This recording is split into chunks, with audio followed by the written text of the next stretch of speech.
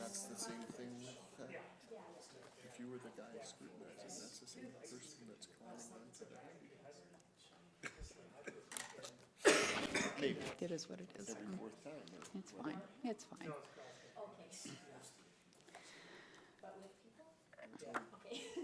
He's frugal, that's how he got that.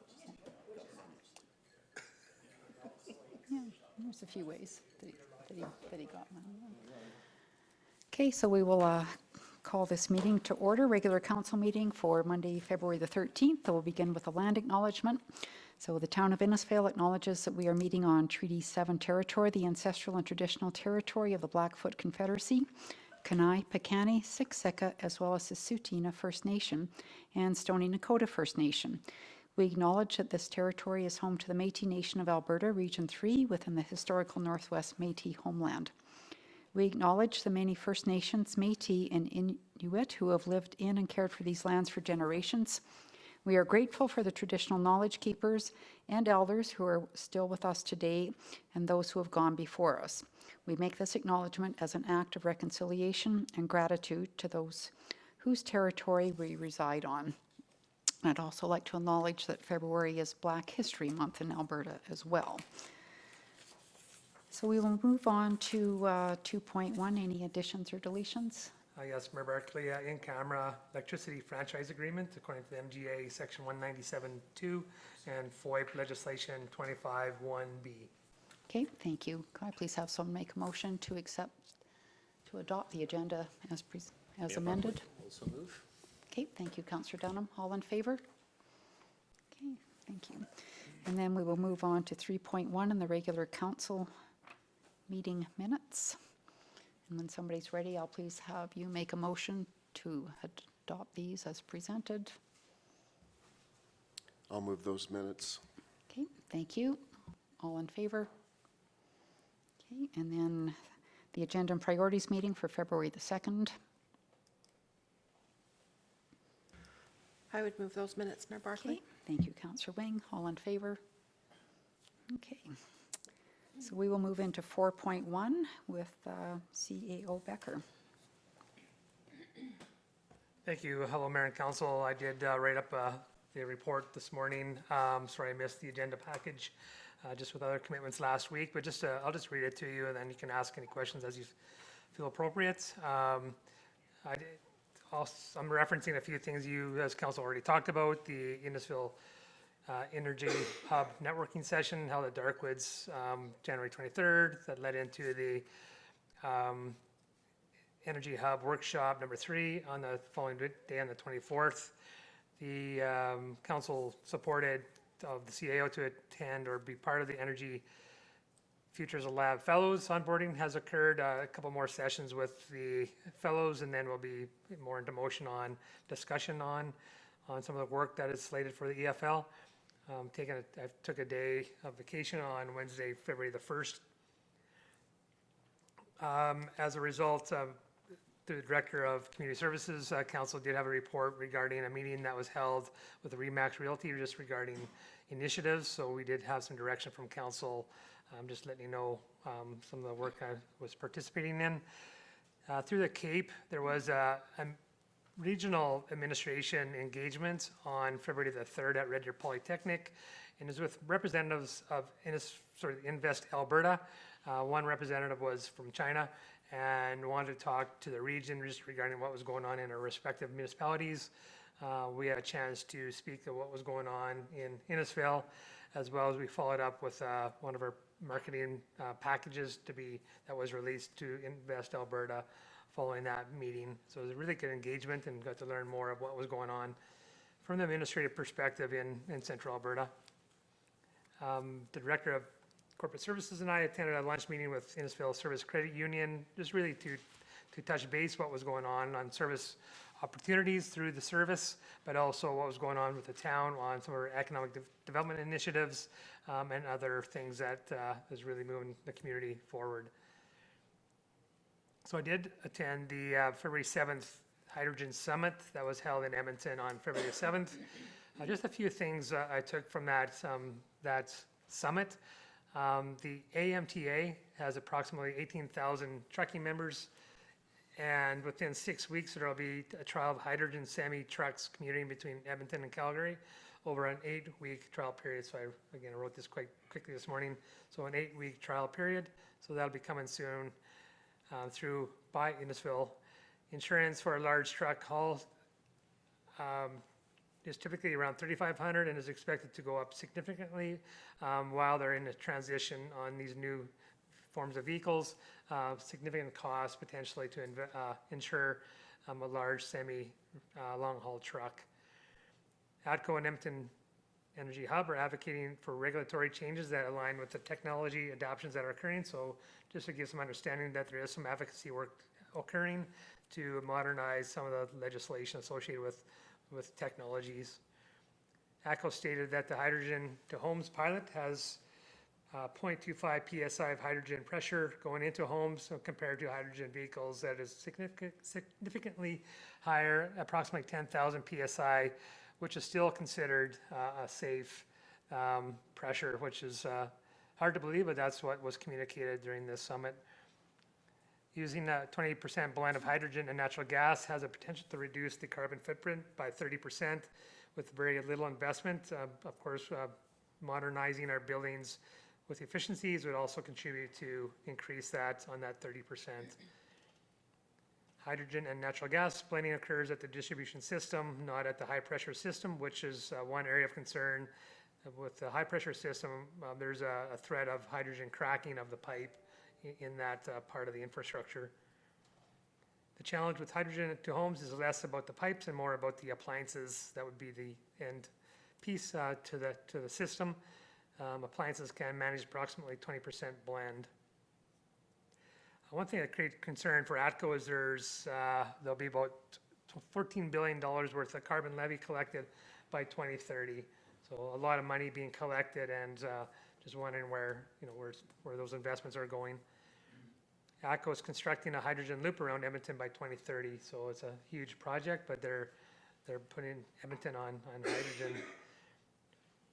Hydrogen price is going down due to the credit pricing going up, and the Heartland has government regulatory advantages and has the ability to streamline application processes, which ultimately puts the rest of Alberta to disadvantage for these types of development. We did hear that through Varma too. So just some quick notes just to think, but it's a quick day, but here's some of the dialogue. Very large promotion about Edmonton Heartland region, but also really interesting on ATCO and what they're doing with hydrogen, and likely lead into maybe come back to council for a potential tour of their facility at Fort Saskatchewan and what they're doing in the Heartland area. Any questions, council? Yeah, so thank you, CEO Becker. I'm curious if you could maybe make contact with ATCO and potentially they could be an exhibitor at the Innisfail Energy Hub at the trade show, and some of the work that's going on I think would be really interesting. Definitely. Yeah, and I also think the other part of that, that industrial, what do they call it, the designated industrial zone, I think that could be a conversation that will come up maybe through CAPE. We have strat planning this week, or like even might be a good subject matter for mayors groups to kind of, because maybe Central Alberta should be doing some advocacy on that, because it really does put us at a disadvantage compared to the Edmonton area for sure. But Councillor Bates.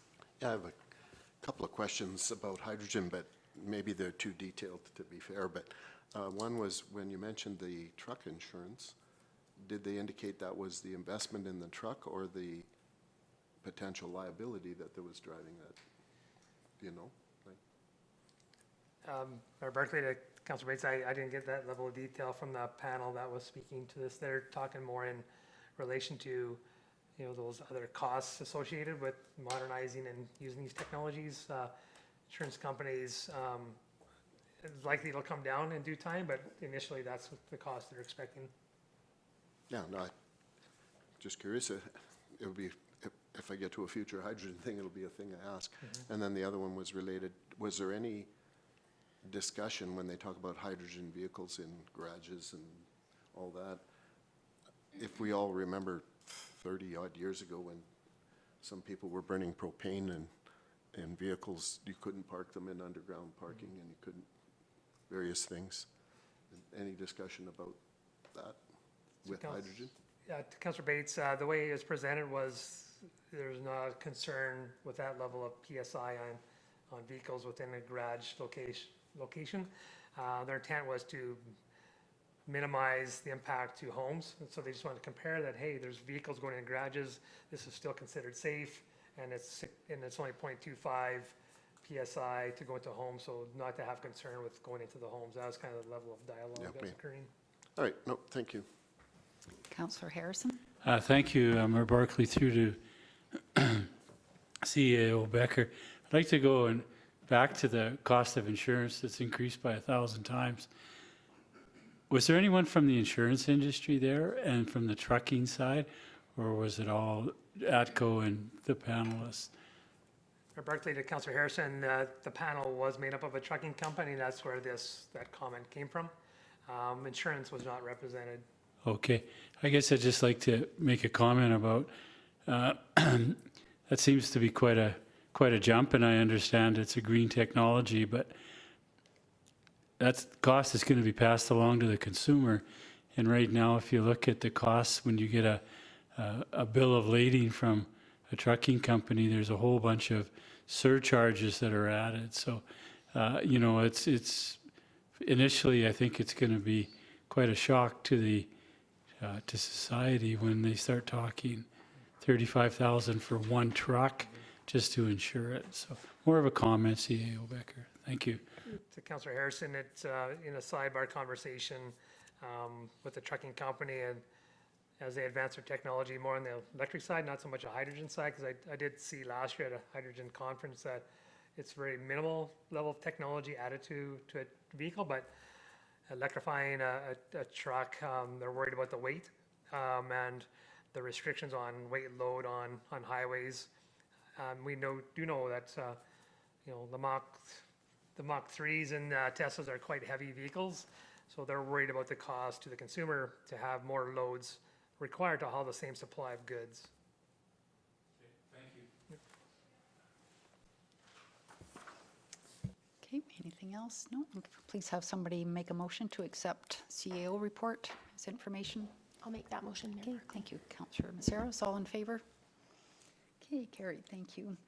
And then we will go on to 4.2. So we're looking at the alternates to be put on to committee appointments. So if everybody's okay with this, Police and Safe Community Committee will add Councillor Wing as the alternate. And then Municipal Planning Commission will add Councillor Dunham. Innisfail Joint Use Committee, sorry, I've just had this scribbled, so I'm just trying to read my writing. So Councillor Maceros, when does that meet? Sorry, just a reminder, or every quarter, is it? That one doesn't actually meet with a council representative anymore. Oh, okay. There's an operating committee that is administration to administration, and then it's the council and the board meet periodically. Okay, and then I've added myself on to as an alternate to the age-friendly committee, and of course, well, we will see, I guess, whether this becomes permanent, temporary, or whatever it is in a few months, and we'll go from there. So anybody have any questions or concerns about that? Councillor Bates? So it's just a question. So other than that, anybody that was an alternate is an alternate Yes. still? Okay. Yes, and everybody, I'm not even sure if the alternates, you know, we just have to kind of all be available. You know, we have some people going on vacation, so council's going to be pretty slim for a little bit in March and stuff, so we'll just have to all pitch in and do what we have to do to get through the next 2 or 3 months. So, okay, so I'll have somebody please make a motion that we accept these alternates onto the committees. I'd so move, Mayor Barkley. Thank you, Councillor Harrison. All in favor? Okay, thank you. And we'll move on to 4.3, the council action control.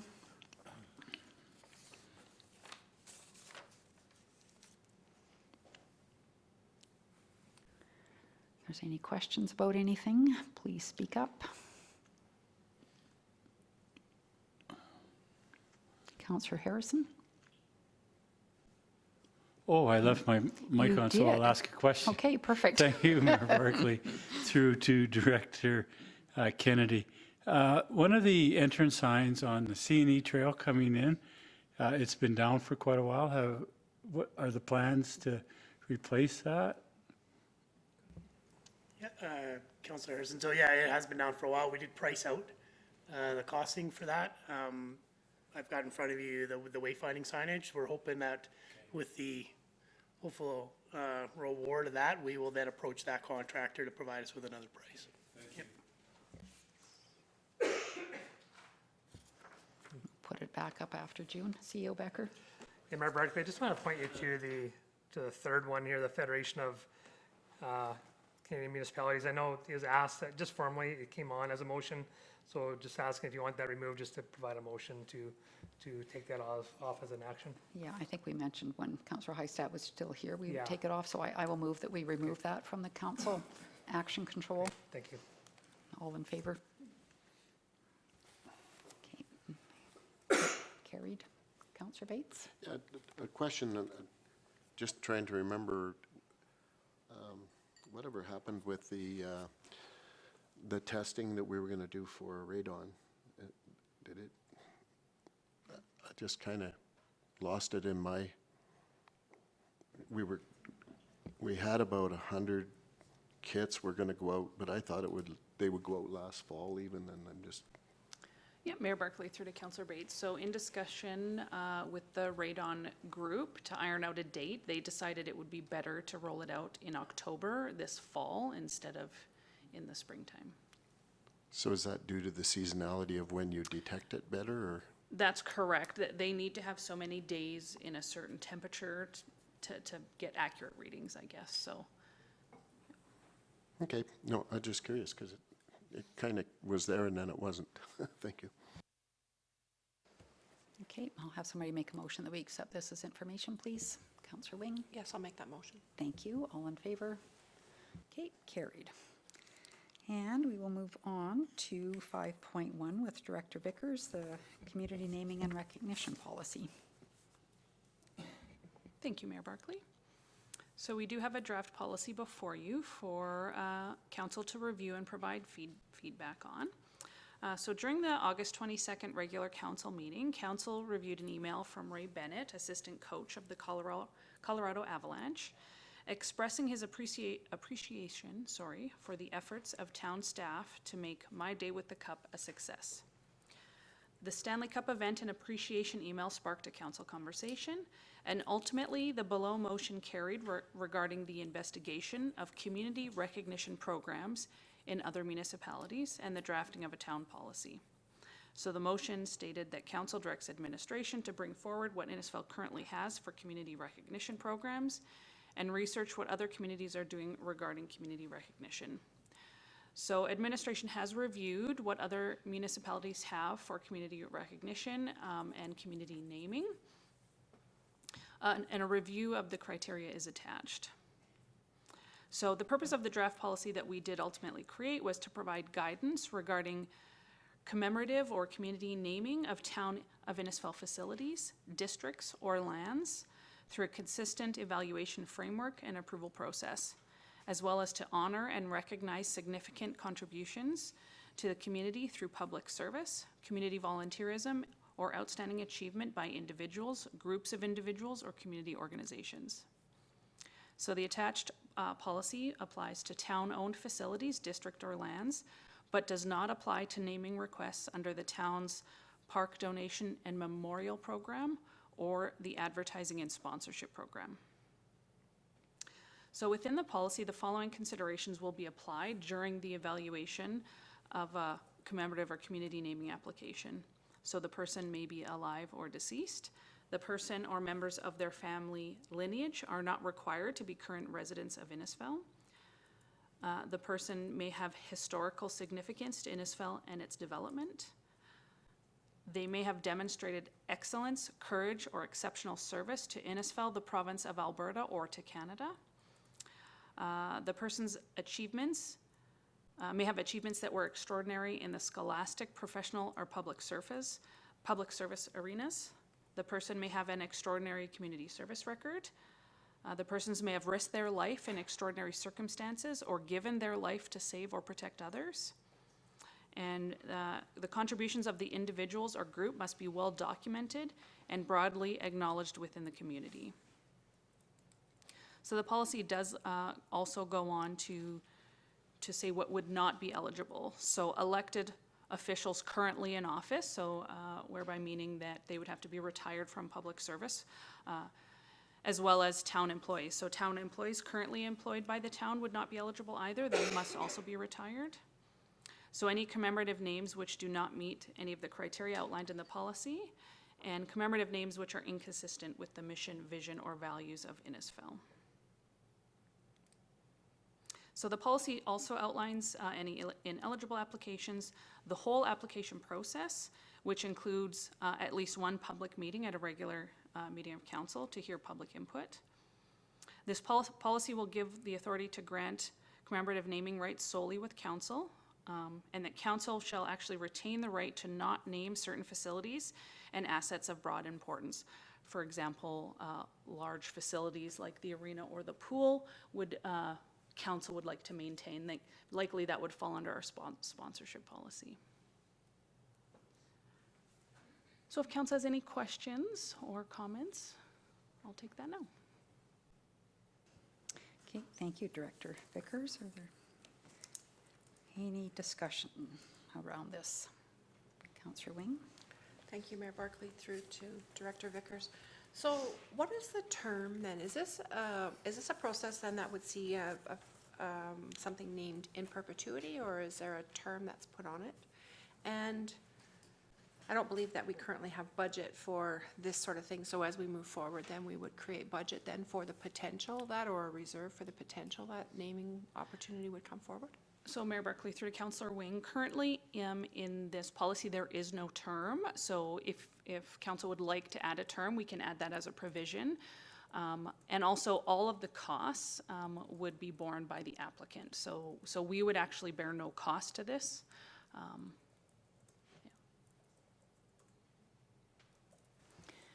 When you were doing your research, Director Vickers, anywhere, did you see or have you heard of anyone, a community maybe doing something like a wall of, call it a wall of fame for lack of a better word, as opposed to something like this? I guess what concerns me about this kind of thing is we are here today, but 100 years from now, right, there will be other things, or people, you know, you think of financial contributions, and you know that it may be harder for somebody to scrape together $100 than it is for somebody to scrape together $200,000, but the person who donates a 200 gets all the recognition.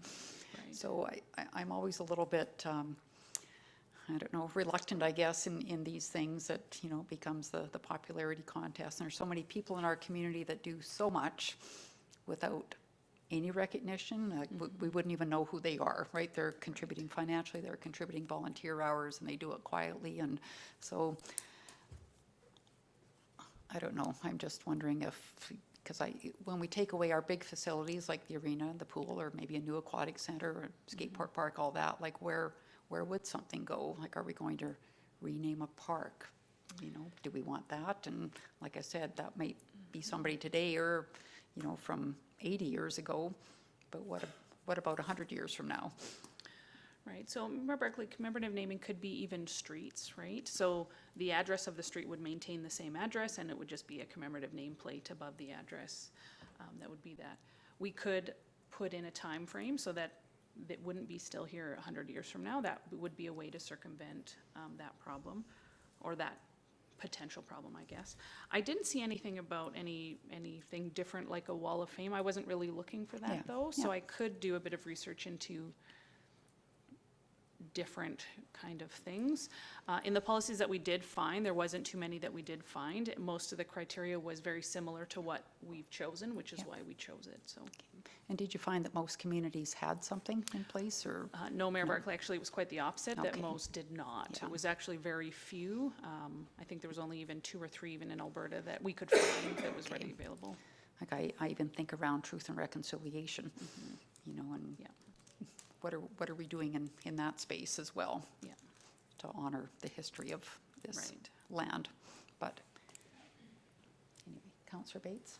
Well, as I hear, you know, the volume that aren't in many communities, I can anticipate that you might have a situation where a good portion of the community wants to see something honored and a portion of the community disagrees, and there could be all kinds of issues that could come up. It's easier to talk about it now when there isn't one in front of us, but yeah, that just crossed my mind. And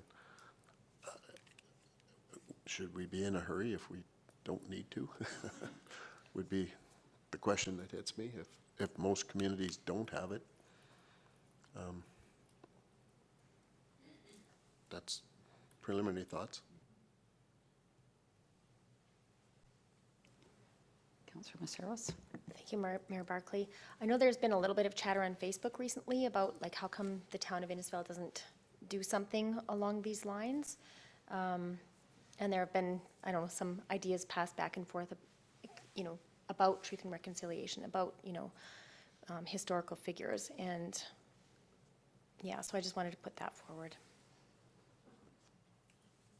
Yeah, I always worry somebody will get missed, right? When it comes to historical aspects, but,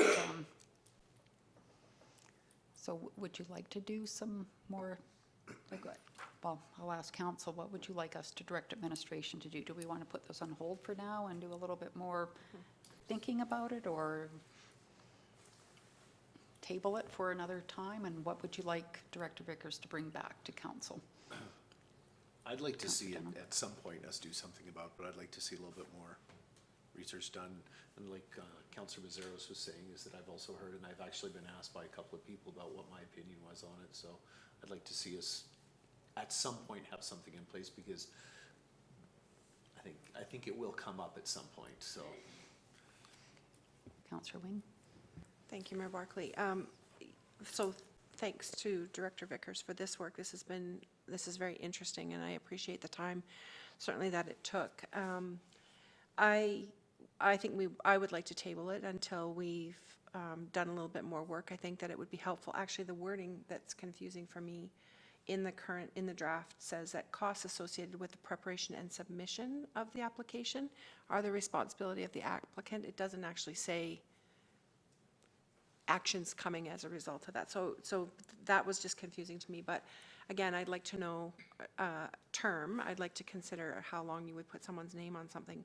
But I think sort of in hand, I'd like us to consider what a naming program might actually look like. So get some more information, but as we start to knock some of the work off of our to-do list, to actually say, if we were going to consider a historical naming program for Innisfail, for our streets or whatever, what would it look like? How would we go about doing that?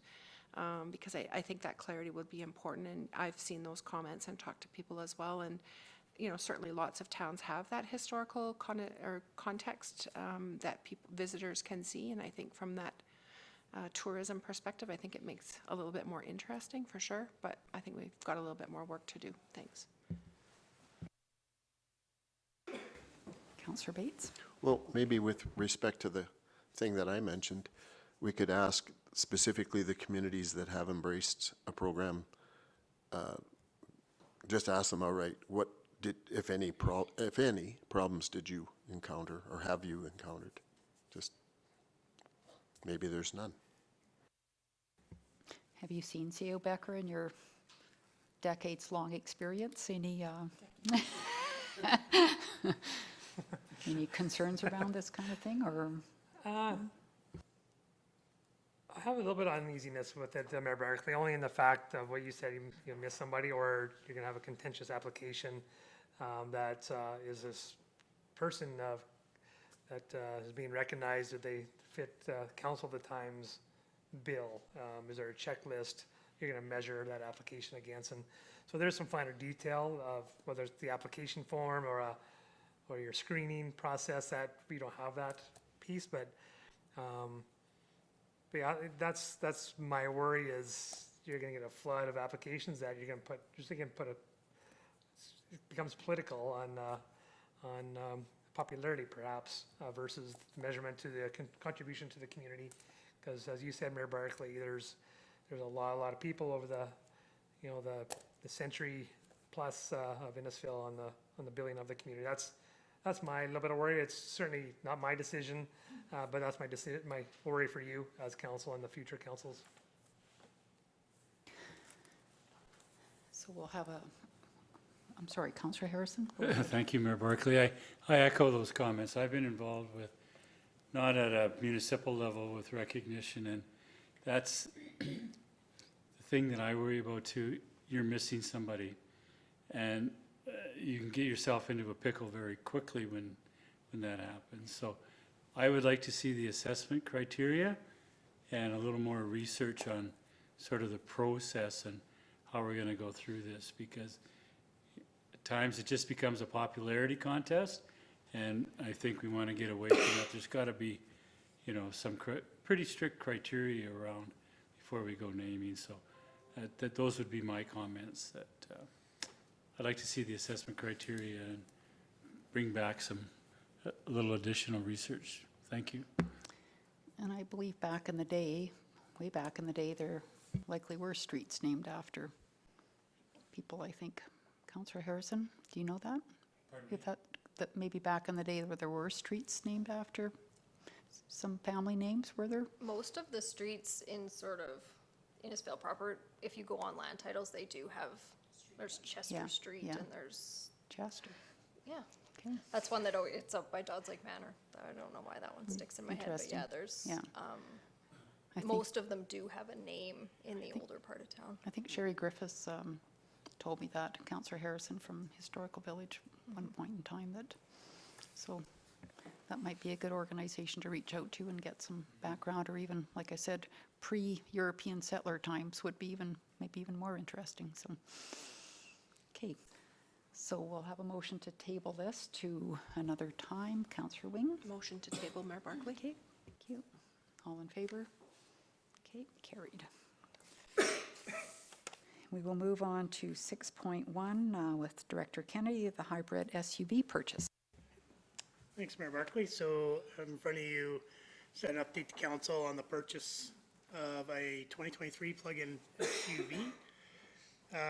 This unit will replace the 2007 Ford Freestyle station wagon, which will be sold upon delivery of the new unit.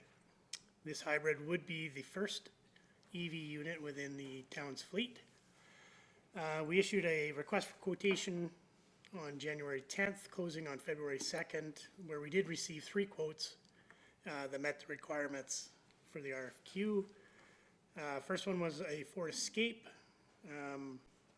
which had a total price of $46,194, with a possibility of an MCCAC grant of $7,000. Second one was a Toyota RAV4 Prime, purchase price $48,384, with a possible MCCAC grant for $14,000. And third was a Mitsubishi Outlander, of a purchase price of $57,500, and again, MCCAC grant availability of $14,000. The difference in the grants sizes is down to the battery size.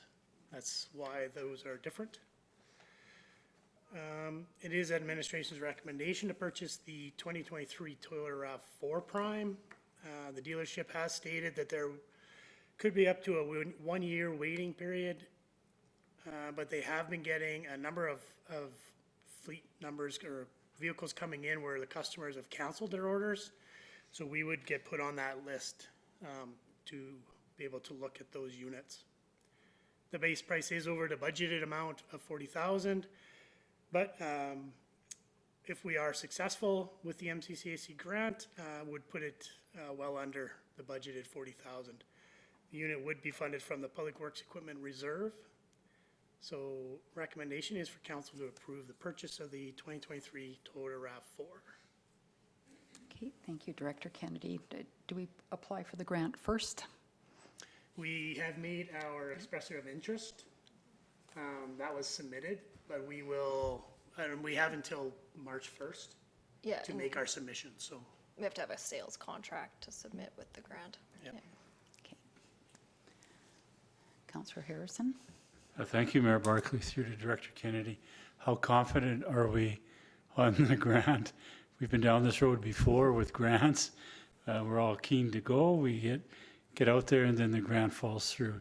So my question is, how confident are we at this $14,000? So when we spoke to MCCAC in November, when we put in our expression of interest, there was still funding left in this pool, which they need to spend or allocate by the end of March, because they have no guarantee that the program will continue past the end of March in the new fiscal year. At that time, there was still applications that were being successfully funded. So, And I think that was approximately 2 months ago. yeah, think 2 yeah, it was months just ago was after when we budget submitted. was approved that we looked at it.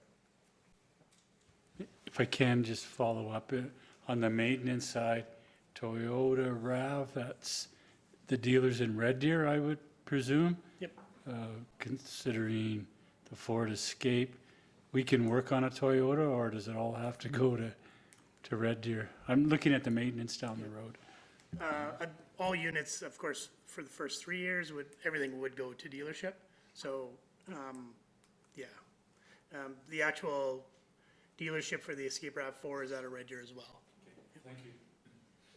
Councillor Bates? So the questions I have, the rebate line, is that the dealer's rebate?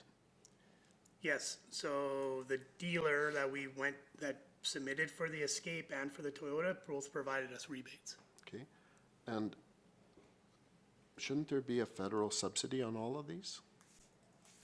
Over and above the MCCAC? Not that I know of, federal subsidy. I think so. Yeah, but, well, yeah. I thought there was a subsidy even on for the plug-in hybrids. And there's usually a price ceiling. Like the one I bought, being fully electric, didn't get the subsidy because it was priced too high, but some of the ones I was looking at, that sticks in my craw, that the dealers were selling them way higher than they should be and getting the subsidy. But I think there is one, and I'm surprised that we should, I don't know. I can inquire. It'd be nice to Yeah. ask that, you know. Yeah. And then the MCCAC grant, are you eligible after you've ordered, or are you only eligible when you receive the vehicle? That's the, because if it takes a year, I believe you had to have the purchase within 1 year.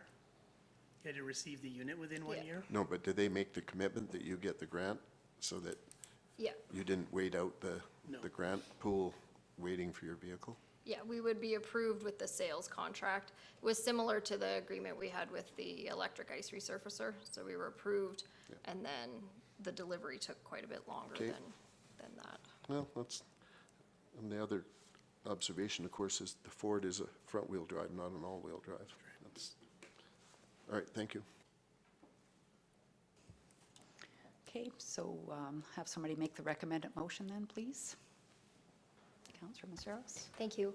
I move that council approves the purchase of the 2023 Toyota RAV4 Prime for the purchase price of $48,384.25 to be funded from the Public Works Equipment Reserve. Okay, any further questions? Okay, all in favor? Okay, carried, thank you. And we will move on to the 6.2 on the South Red Deer Regional Wastewater Commission operating agreement with Director Kennedy. Thanks, Mayor Barkley. So in front of you, we're here just to present and execute the South Red Deer Regional Wastewater Commission's operating agreement. The operating agreement with the SRD expires in December 31st, 2023. They did approach us early with the new agreement to be reviewed and attached for your comments. There were two minor changes, I guess, to the contract. The first two items were in relation to the extension of the contract to be signed or gone and expired until December 31st, 2026. The third item is a new item to the agreement. That is the provision to overview of duties required for rotating the deputy operations supervisor. What that is it just identifies in a rotation, the municipalities that are on the supervision, they would then do a fill-in for the operations supervisor for the SRD. So that just identifies that. So that's really the only new portion to the agreement. So yeah, we are looking for council to direct administration to proceed with the execution of the SRD 3-year operating agreement. Okay, thank you. Could I please have somebody make the recommended motion? Councillor Dunham. Thank you, Mayor Barclay. I'll move that council directs administration to proceed with the execution of the SRD RWC 3-year operating agreement for a term ending December 31st, 2026. Okay, thank you. Any discussion on this? No? Okay, all in favor? Okay, carried. And then we will move on to wayfinding signage, 6.3. Thanks, Mayor Barclay. They're getting more expensive as we go along here, so. So yeah, in front of you, we are looking to award the construction contract of the wayfinding Phase 3 project. This phase of the wayfinding includes the installation of 3 primary signs, 11 secondary signs, and 3 tertiary signs throughout town. So the primary trail signs, they would be located at the Napoleon Sports Field, Centennial Park area, and as well of an area in front of the McDonald's. The trail signs and tertiary signs would be located throughout Napoleon Park Sports Fields, as well as Centennial Park. Administration will be working on an update to the Trail Master Plan, which will provide additional recommendations for the next steps of the wayfinding program. The tender for this project was advertised on APC, closed on January 31st, where we did get 6 contractors submit bids. 3 of those 6 did come up either non-compliant or did not meet the mandatory requirements of the tender document. 3 that were compliant, the lowest was High Signs, the Faith Group, coming in at $124,439. It is through the evaluation recommendation from Tagish that we do proceed with the High Signs Faith Group contractor for recommendation for the project. The total project cost is anticipated to be $184,471. This is to include the engineering, testing, construction, contingency of 10%, as well as the landscaping provision that was not included in the tender. So we are looking for council to provide award of the wayfinding Phase 3 contract to High Signs / the Faith Group. Okay, thank you. Getting more expensive, but almost 100,000 under the budget amount, right? The carry forward amount Yes. from, yeah, so look at the good news. Okay, could I please have somebody make the recommended motion? Mayor Barclay? I would move that council approves the award of the wayfinding Phase 3 contract to High Signs, the FATH Group, for $124,439.76 to be funded from the Recreation and Culture Reserve. Okay, thank you. And are there any questions, Councillor Bates? Yeah, the main question, because I don't think it's spelled out here, is I assume that all the materials and standards and powder coating and all that was specified to at least the level of the signs that we have already. Is that fair to say? Yeah, Councilor Bates. So yeah, these signs will match the existing signs, the previous wayfinding signs. So that is the intent. Followed the same specifications that we had for those. And the previous supplier was that Blanchette Neon, was it? Actually, the first 2 was both Blanchette and PM signs. Okay. So, yeah, so we've had 2 previous sign contractors before, so. And the little bit of highlighting around the sign that I see, like we've had some signs where that stripe has come off, and some of that has been addressed, or at least that there is a concern that we've had that problem. Yeah, Councilor Bates, so yeah, we have got some issues with the existing signs where we have some lettering peeling off, so we will look at addressing that as we move into these ones. Well, I'm just wondering if the suppliers should be aware that we've had that problem. Yeah, we'll Already. identify it with them. Okay. Okay. And you had previously mentioned that one sign that, it didn't get destroyed, did it? Like it was, the sign itself was still intact when I drove by it, but, Yeah, the sign is intact. The posts will have to get rebuilt. That's why we Right. decided to wait on replacing it, because the cost we got for a replacement sign was significant. So we decided to just Okay. hold off and see what we got out of these contractors. okay, nope, good, thank you. Okay, any further questions? No? Okay, then, all in favor of the recommended motion? Okay, carried. And Director Kennedy, 46th Avenue infrastructure replacement. Yeah, and now the big one, so. Yes. Yeah, so I have in front of you, the review of the underground construction contract for 46th Avenue. So the first phase of this project was completed in 2021. This phase is 2 blocks from 48th Street to 46th Street, where we will be looking at replacing the existing ductile iron water line as well as the clay tile sanitary line. While the road is dug up, we will also go in and replace all the services to property line. The roadway will remain the same width, but we will replace all the curb and sidewalk during this construction. It will be left in millings for the year and then paved in 2024 again. Tender was closed on February 2nd, where we had 7 contractors submitted bids. Low bidder was Carbon Earthworks. The tender evaluation was completed by Tagish. They did not see any items that looked to be unbalanced when compared to the other bids. It is their recommendation to award the contract to Carbon Earthworks. Total project cost is anticipated to be $771,131. This includes engineering, testing, construction, and a contingency of only 8% in order to keep us within the budget of $775. So we are carrying a little bit lower contingency on this project.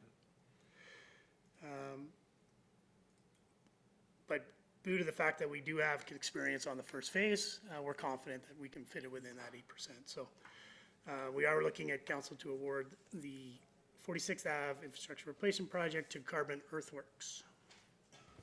Okay, thank you. Councillor Bates. I'll move the recommended action that council approves the award of the 46th Avenue infrastructure replacements contract to Carbon Earthworks Limited for $656,414.50 to be funded from the utility stabilization reserve. Okay, thank you. Any questions about this?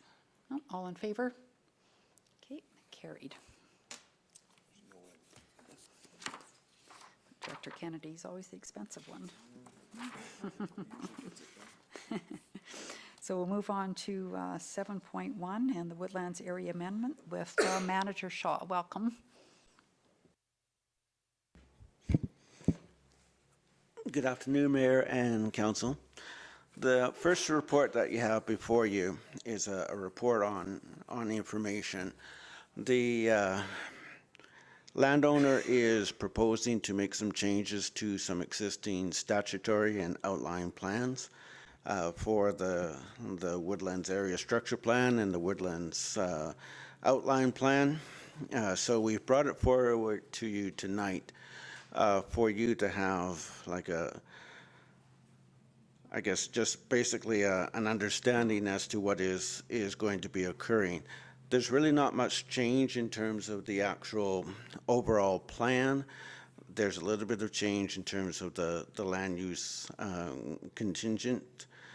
Where there is a change is that they're going to be changing their phasing program so that the first phase will be basically right immediate adjacent to 54th Avenue, as opposed to before. They were looking at starting way down in the southwest of the land area. So as I indicated before, there's not much change to the actual land use composition. There's, they propose to remove the local commercial component, and that will become residential. There's a proposal to change some of the single-family residential over into multifamily, but that's in a later phase. So biggest issue is from the standpoint of using 54th Avenue to provide access to the first phase.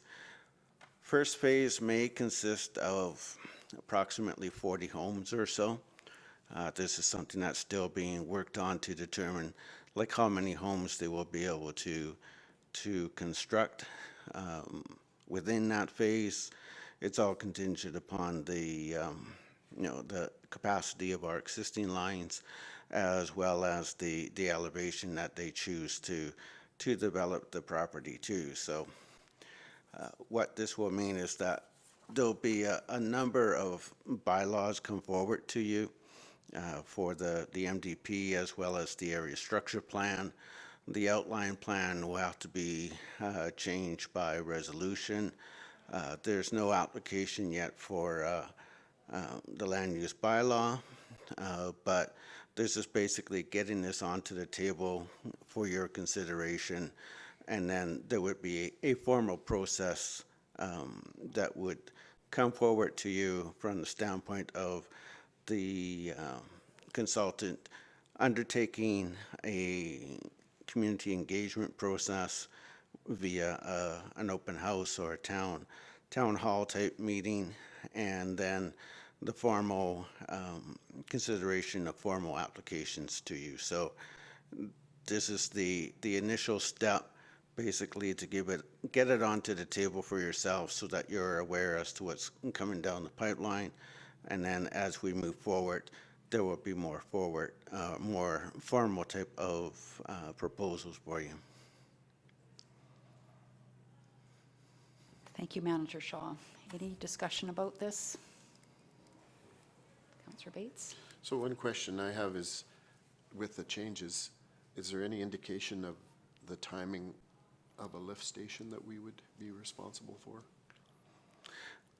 Through the chair, the Councillor Bates, there's no indication in terms of that lift station requirement at this time. It will primarily be dependent on market conditions as to when they would need to go to the second phase. The second phase that they've indicated is located in the southeast portion of the property, and that's when they'll need to have a lift station. The first phase, they can make use of our existing facilities, and so they don't require a lift station as far as I'm aware at this time for that phase. So that, in fact, does change it, because before the lift station would have been needed at the start. Through the chair, the Councillor Bates, yes, that is true. When they have provided their original applications, there was a different phasing, and that would have required the application of a lift station. Under this proposal, they're trying to make use of the existing capacity that we have within this area of the community, and so a lift station is not required. So to us, that's a big positive, I guess. Thank you.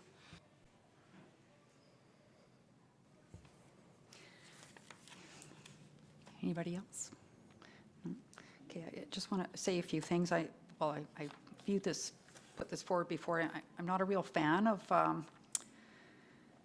this coming on to 54th. Is that what it is, 54th, you said? Yes. Yes. And I realize that this is just a step, and we take it to the public after this, but I'm really concerned about the number of vehicles that would now be going through that area. And as I look at the development going forward, if that access is available, how many of the phases going forward would still be shuffling through there as opposed to being directed out to woodlands? So those are just some of the, like a huge concern I have. And I think, in 2014, this plan was put in place, and here we are, in the process of potentially changing it.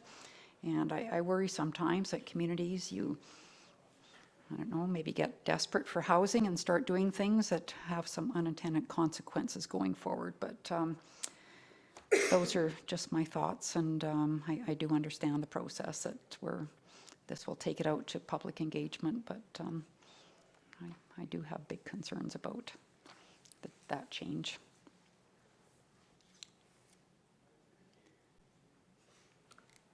So would somebody like to make the motion? Or anybody have any more comments, or? Mayor Barclay, I'll make the motion. The council accepts the amendment to the Municipal Development Plan, Woodland Area Structure Plan, and Woodlands Outland Plan report as information. Okay, thank you. Anything further? No? Okay, all in favor? Okay, thank you, Manager Shaw. I think you are up again with the Rural Renewal Stream Partnership, 7.2. Yes, Mayor and Council, I had highlighted this in a previous report to you. So what is happening now is that the town of Bowden, as well as the town of Olds, has approached us with respect to coming in under our umbrella, under the Rural Renewal Stream designation that we have as a community. Now, what it means is that, in essence, they're just using our name to be able to provide their employers community support letters. They are the ones who will be doing the work associated with preparing those letters. They are benefiting from this, from the standpoint that we've done the heavy lifting to be able to get designated. So the provincial government has indicated that this is the kind of thing that they would like to be able to see smaller size communities participate in, and if they can't necessarily do it themselves, then to be able to find partners that may already be designated under the rural renewal stream. And since we are one of those, then they have asked us to be able to utilize our designation and to be able to issue community support letters. So the attachments you have to the report, you have from the Care for Newcomers as well as the town of Olds. There was no formal letter from the town of Bowden because they were still working on it at the time that the report was prepared. But emails from their CAO have indicated a very strong interest to be able to come in under this program. So it's a good news story for the community and for the region. Sure. Can you explain to me, Manager Shaw, like the logistics? So if somebody wants to apply to this program, like what happens at that point? Does that go into a government website or does that come to the town of Innisfail?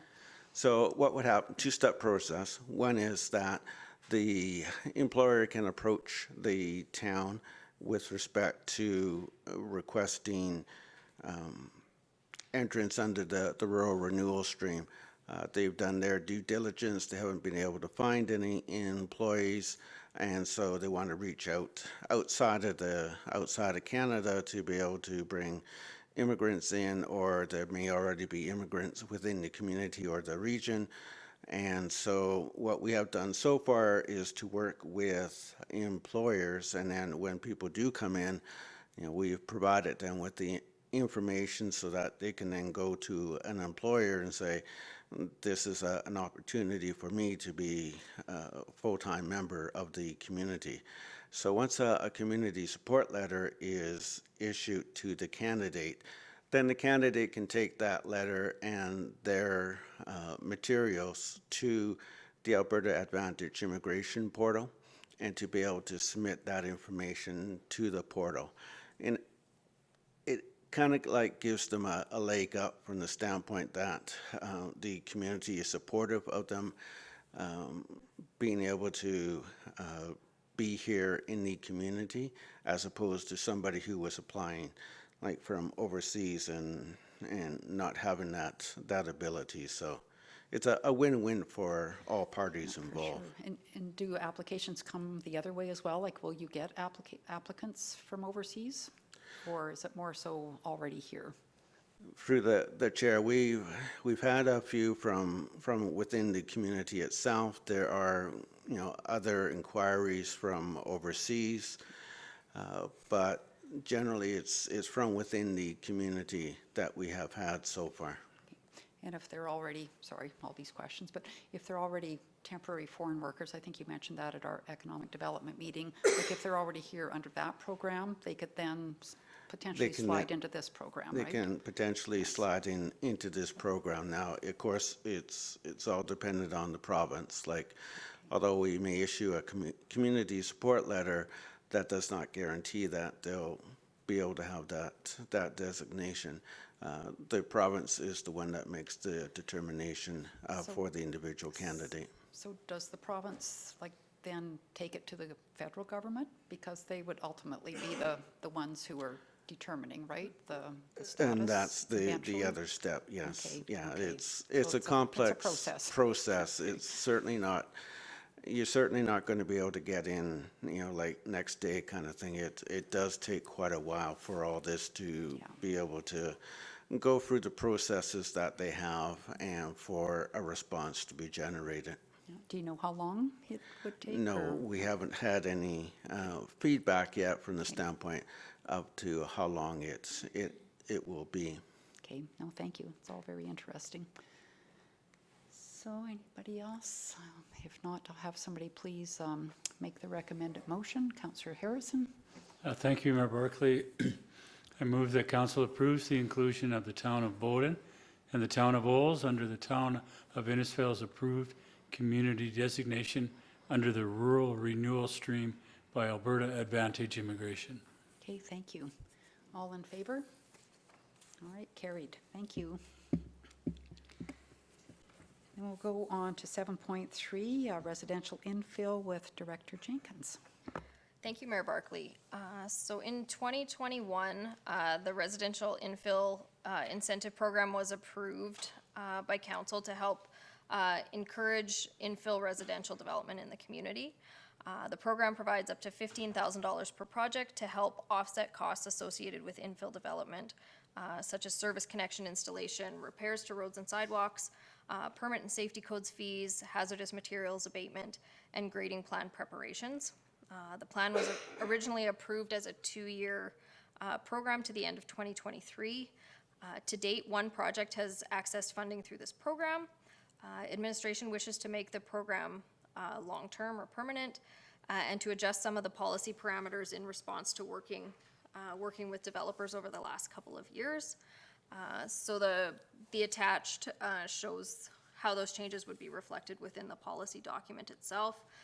So including not just the repair of roads and sidewalks, but also the construction of roads and sidewalks where they may not already exist. The opportunity to increase funding for larger multifamily projects, so projects of over 4 units would be eligible for $30,000. And basically taking that sort of finite end date off of it, saying that project funding would be awarded on a first-come, first-served basis until the annual budget allocation is exhausted each year. So the policy essentially remains viable as long as council chooses to allocate budget to it each year. Anticipated outcome being to increase residential infill being the most sustainable development pattern the community can pursue, as it makes the most efficient use of existing infrastructure. Land use is a primary determinant of carbon footprint and one of the primary ways local government can influence climate impact. So the 2023 allocation to this project is $60,000. And yeah, looking for a council motion to approve the policy as amended, reflecting those changes. Okay, thank you, Director Jenkins. Could I please have someone make the recommended motion? Councillor Maceros? Thank you, Mayor Barkley. I'd like to move that council approves residential infill program policy 2021-003 as amended. Okay, thank you. Any questions? Counselor Dunham? I'd just like to make a comment. I really like these additions. I think the incentivizing the multifamily, I think is a really good idea, and just the few changes will just make this, I think, a better policy. So really well done. Thank you. Okay, all in favor? Great, carried. Thank you. And we will move into 8.1, correspondence.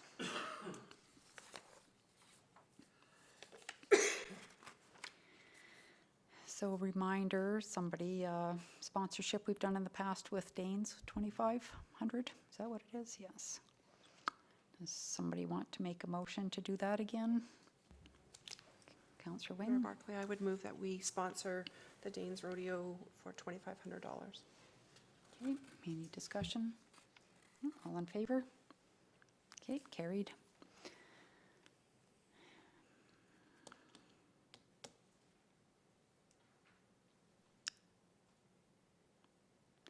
And when somebody's ready, we'll just have a motion to accept this, the correspondence as information, please.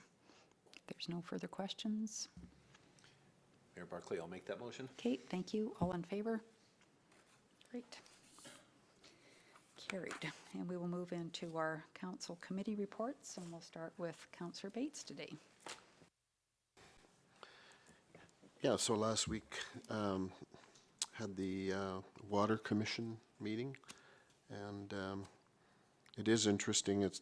There is an emerging project that could involve the commission, and it's sort of becoming talked about now, and that's the TCE Energy potential operation in Crossfield. Lots of hurdles yet to work on, but it's getting its due attention from the commission. And then I had a flashback going to the Police and Safe Communities meeting for the first time in some time, and it was good to again get grounded with who's there, and a good portion of the meeting was discussing the public survey that is going to come out shortly. And then Saturday, I had the random opportunity to meet 4 of our RCMP officers at a check stop, and it's only the second time in my life that I've blown, but I'm happy to report that they admired the car and let me go. No. But it was kind of interesting to see that on Saturday with 4. I'm not going to tell you where it was. Oh, it was about 2 in the afternoon.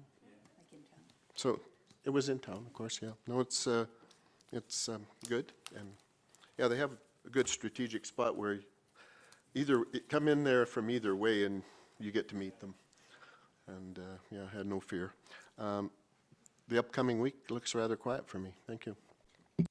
Okay, thank you. Councillor Wing? Thank you, Mayor Barclay. Yeah, other than a few chamber meetings last week relative to trade show and ongoing chamber matters, I have nothing else to report. Okay, thank you. Councillor Harrison?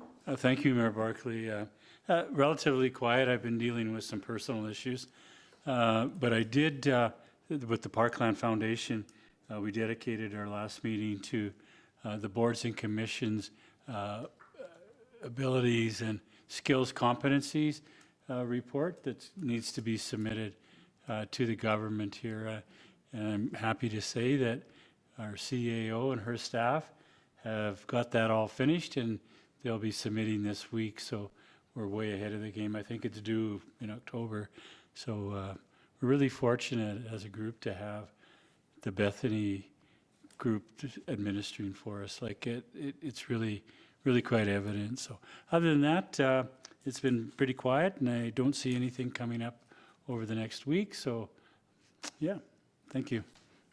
Okay, thank you. Councillor Dunham? Thank you, Mayor Barclay. I had nothing in official capacity, but I did have the chance to attend a local artists exhibition, which will be the first of many. I think it's wonderful what Karen Scarlett is going to be doing in this community with showcasing some local talent. So it was nice to be able to attend that and to hear what there's going to be happening in the future.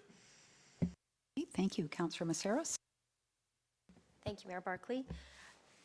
I also attended the Policing and Safe Communities Committee, and Enjoyed seeing Gavin there, putting together the survey questions and a timeline around when it will be distributed. I'm going to be absent next week from council, and thank you to Councillor Dunham for sitting in the MPC committee meeting for me next week. And that's it for me. Thank you. Okay, thank you. And last week didn't have a whole bunch on. Had a chamber meeting on Friday with CEO Becker, Councillor Wing, Pat Bourne, chair or board member, and the chair Blaine Staples, which was excellent. This week, business visit tomorrow with, or Wednesday maybe that is, the 14th, whenever that day is, I don't know. With, is that tomorrow? Yeah, not again, yeah. With PharmaSave and have Cape Strat planning later in the week, along with wastewater management meeting. So lots of good things going on. So open mic session, anybody have, any of the staff have anything more you'd like to add? Director Jenkins? I was going to add it as upcoming events, but just a reminder that MPC, there will be a meeting next week. It falls on the 22nd as the Wednesday because council gets bumped to the Tuesday. And also that the nomination forms are out for community awards till the end of the month. So if you have anybody that you have in mind or encourage others to nominate, as well, the Community Benefit Fund grant program is open till the end of February as well. Okay, thank you. Anybody else have anything? No? Okay, so we will move to upcoming events then, please.